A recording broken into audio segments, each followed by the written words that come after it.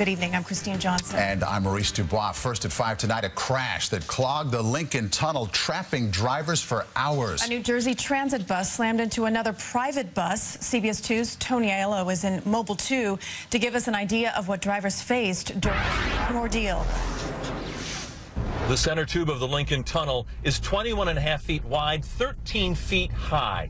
Not too bad if you're moving right through, but maybe a little claustrophobic if you are stuck in the tube, and many were. After New Jersey Transit Bus 166T rear-ended a Canadian tour bus at the end of this morning's rush hour. As it was towed from the tunnel, the New Jersey Transit bus had a cracked windshield, and passengers say emergency responders had to cut open the door jammed shut by the impact. The cops came and they took apart the door and they let us out one by one. David Chong wasn't injured, but more than 24 fellow passengers were.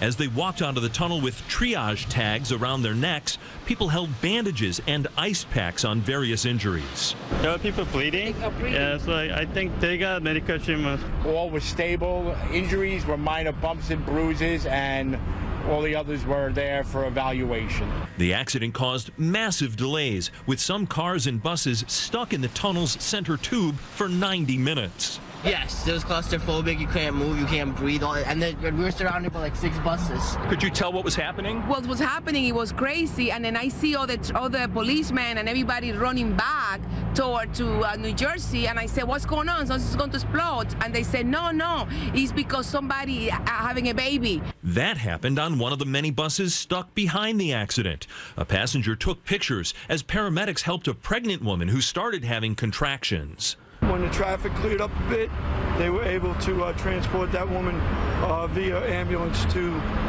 the hospital, Roosevelt Hospital. She's okay. The damage on the back of the tour bus that was struck appeared to be minor.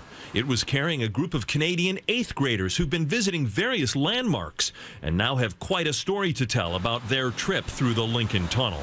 Our students and staff all safe and accounted for, no injuries reported, and in fact they were cleared from the scene not long after and are continuing on with their tours of New York City. The tunnel is about 1.5 miles long. The accident happened when the buses were about 90% of the way through to the New York side, so the injured only had to walk a little more than 1/10 of a mile to reach the exit. In the Lincoln Tunnel in Mobile 2, Tony Aiello, CBS 2 News.